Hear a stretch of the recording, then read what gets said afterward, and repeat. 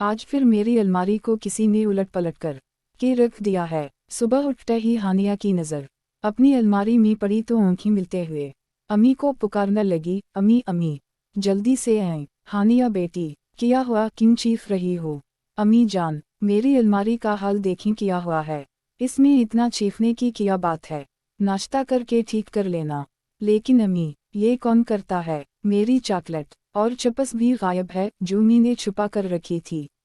हानिया बेटी, मुमकिन है सोने से पहले ननद की हालत में तुमने कुछ निकालने के लिए ऐसा किया हो, फिर तुम्हें सुबह उठने के बाद कुछ याद ना रहा हो। अम्मी, मुझे तो लगता है सफ़ीर ने किया है। हानिया, सफ़ीर तुम्हारा छोटा भाई है, इस के पास इन फजूल शरारतों के लिए वक्त ही कम है। स्कूल, मदरसा, ट्यूशन और क्रिकेट एकेडमी, रात के 10 बजे तो घर पहुंचता है। तो फिर ज़रूर मेरे कमरे में कोई भूत आ गया है। हानिया की बातों पर अम्मी मुस्कुरा कर बावर्ची खाने में चली गईं। नाश्ते के बाद हानिया ने अलमारी की तमाम चीज़ें सलीक़े से रख दीं। इसके बाद तो अक्सर हानिया की अलमारी का यही हाल होने लगा।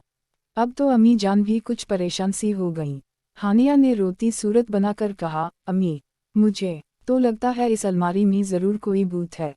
आप मुझे दूसरी अलमारी लेकर दें। मेरी सारी चॉकलेटें गायब हो जाती हैं। आज तो मेरी नई पेंसिल और ड्राइंग की कॉपी भी गायब है।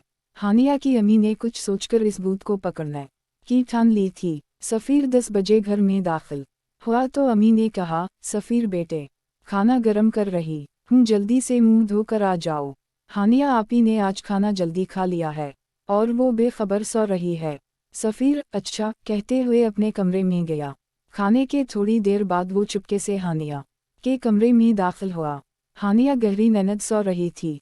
सफ़ीर मुस्कुराते हुए सोती हुई हानिया को देख कर अलमारी की तरफ बढ़ा और आहिस्ता से अलमारी खोली। कपड़ों को उलट पलट करके कुछ तलाश करने लगा।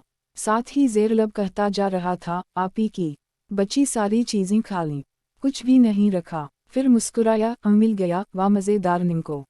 इसने जल्दी से पैकेट को जेब में डाला। सब चीज़ें बेतरतीब छोड़कर जैसे ही कमरे से बाहर निकला, अम्मी जान को सामने खड़ा पाया। अच्छा तो ये तुम हो अलमारी के भूत।